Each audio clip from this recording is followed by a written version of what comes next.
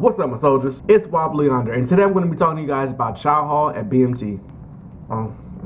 Now, Chow Hall was something I wasn't really sure how it was going to work out until I actually got to BMT. I saw videos, I saw like diagrams and stuff, but I didn't really get it. But once I got there, it made a lot more sense. So today I'm going to be talking to you guys about eating at BMT, the Chow Hall, how it's like set up, the food that they have, and like kind of like how much time you have, stuff like that. At BMT, you're going to have 15 minutes to eat. It seems like a lot of time, but it isn't, because basically the flight behind you are trying to come in too, and they're slowly starting to seat their flight. So you start off on the outside of the Chow Hall. Your Chow runners are going to go in. If you don't know what a Chow runner is, click right here or something. I'm going to put it like here to find out what a Chow runner is. A Chow runner is basically somebody who they report your flight into the Chow Hall. So they go up to this thing called a snake pit and they say, hey, my flight is outside, we're trying to come in and eat. And then the entity is going to say, bring your flight in, seat them, you have 15 minutes to eat. So that's pretty much how it works. It's a little bit more complicated, but that's what a Chow runner basically does. So now your Chow runner is going to come back outside to you, and then he or she is going to say, come on in, basically. There's a procedure for it. I'm not going to go through the whole procedure. The first people who are going to go into the Chow Hall are the dorm chief and the water monitors. Water monitors are basically people who fill up cups of water and then pass them out to you when you're in line. They stand behind the serving line and they fill up cups of water, and they make sure that everybody is getting enough water. That's a really good job if you want to just kind of breeze through BMT. Try to be a water monitor. At BMT, at every meal you have to drink at least 3 non-caffeinated beverages. So that means that you have to have 3 glasses of water, or 1 glass of water and 2 orange juice, or 1 glass of water, 1 glass of orange juice, 1 glass of milk, a glass of grape juice, whatever you want. They have chocolate milk, white milk, grape juice, orange juice, cranberry juice, Gatorade, and I think that's it. That's all I can remember. But you have to have at least 3, and you're never allowed to even drink soda or coffee or anything at BMT. So this is kind of the procedure of how you get your food, how do you sit down, and how do you get out. So your flight is going to be standing in formation outside of the dining facility. So the Chow runners are going to come back outside, and they're going to say, all key personnel fall out and fall in, followed by the 4th element. That probably sounded like Spanish because it probably doesn't make any sense to anybody who hasn't been through BMT. Basically what that means is your Chow runner just said the dorm chief and the water monitors fall out and get in front of the 4th element.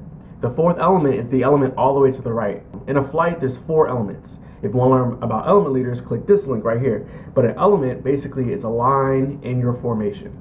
So the 4th element is a line of people, and so that line is going to be the first one to go inside the dining facility. So the water monitor and the dorm chief are going to stand in front of the 4th element, and it's going to be the line of people with the 4th element, and then the 4th element is going to go into the Chow Hall. The last 2 people in the 4th element are going to stand outside the dining facility. This is going to make more sense later. The 4th element is all going to kind of crowd into this small little room. Look at this picture. Imagine if this was your 4th element. They're going to line up in front of this podium in lines of 3. The 3 people are going to sign in. Then one of them is going to say, trainees post left. And then you're going to do a left face and you're going to move to the side. Now at this point you're going to line up on the wall on the side of the room, and your dorm chief, who had already entered, is going to be standing next to an archway. And so imagine there's an archway here. The dorm chief is going to stand here and he's going to look around.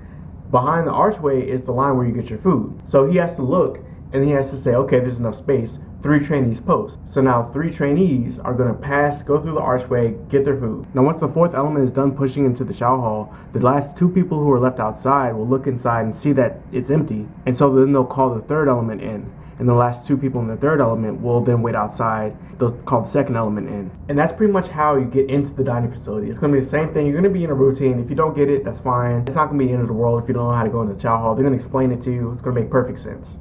So once you come through the archway, you're going to do a right face, and you're going to come around this way. You're going to get some hand sanitizer, and then you're going to stand in front of a mirror. So once you get in front of the mirror, you're going to pop a salute, put it down, do an about face, and now you're going to be lined up with all the rest of your flight. So it's basically just a serving line, just like any other cafeteria. The people who serve you are going to be civilians. They aren't people in the military. When you're going down the serving line, you always have to have both your hands in the back, like corners of your tray, and you have to keep your hands like this. Whenever you're in line, you can't look down, you can't talk, you can't move or anything. Like, you have to be at attention, and you have to like take side steps. Whenever you get down to the food, you just tell them what you want. You're just like, can I have the chicken please?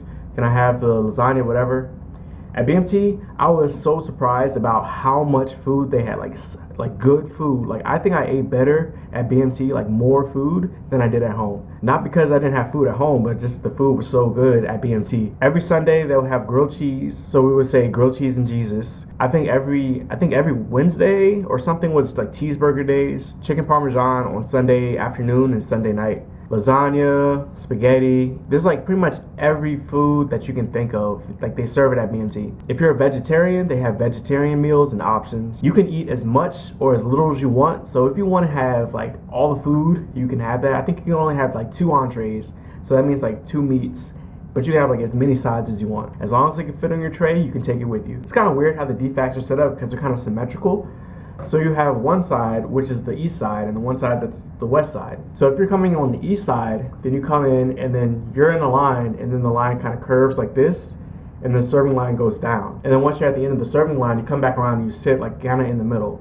If you're on the west side, then you come like this, it turns down, and then you sit over here. I hope that made sense. Up here is where you get all your food. Then when you turn and you start heading down, that's where you get all like your water, your juices, whatever you want. At the end, at the very end is soup. If you ever get sick at BMT, I highly recommend you get some hot soup. It's closer to the snake pit, so a lot of people don't even risk it, but they're not gonna yell at you for getting soup. Like, it's fine, you can get soup. Next, your chow runner is gonna be seating you. So your chow runner is gonna say front sir or back sir. Just listen to your chow runner, they're gonna tell you where to sit. You're always gonna sit all the way at the end of whatever aisle you're supposed to be on. Now when you get to your chair, you're gonna put your tray down, you're gonna wait 3 seconds, and then you're gonna take your wet belt off. You're gonna take your jacket off if you have one, and then you'll just stand there until your table basically fills up with people who are waiting. Then all 4 of you will sit down at the same time. From then on, you'll have about like 10-15 minutes, maybe at the most 15 minutes to eat. And you can kind of tell when it's time for you to go because people around you are gonna start standing up and they're gonna start leaving, and the flight behind you is gonna start coming in too. So you're gonna start to feel that pressure, like,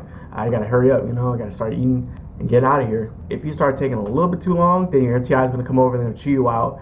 They're going to tell you to get up and leave. Doesn't matter how much food you have left. They're going to tell you to finish your liquids and leave. When you're eating, I suggest that you eat as much of the carbs as you can, as much as the meat. That way you can get full faster, and then you can kind of eat like the sides and the vegetables. I always drank 1 glass of water first before I ate. I just chugged it down, threw it back, and then I turned it over. And then I would start eating. If I got thirsty, I would chug another, or try to drink as much as I could, and then when I was done, I would try to finish the last one. Don't wait until you're done eating your food and think, okay, well now I'm gonna drink my liquids. No, you wanna drink that as you go along. That way you're not looking at 3 full glasses of whatever and you have to drink that, and you only have a couple seconds because all these people are behind you. I pretty much ate whatever. I ate so much food. I had like pancakes and stuff for breakfast. They have French toast, bacon, biscuits, grits, oatmeal. The grits and the oatmeal are nasty, but I found out if you have grits, the grits are actually pretty good if you put salt and butter in them, because they pretty much just make grits. They don't put anything in them. Make sure whenever you're walking in the DFAC that you're not chewing, that you're not talking, and that you just walk. Like, don't march, don't do any like facing movements, because that you're not supposed to do that in the dining facility. Once you're done eating your food, you're gonna take it to the clipper. Whenever you're done eating, you're gonna stand up and you're gonna walk in the same direction that you came in from. You never walk in the opposite direction. So you're gonna go around and then you're gonna put your tray in the clipper. The clipper is like a waist level like window. So they'll take your tray, they'll just wash it, and then you'll head out and you'll stand next to the door.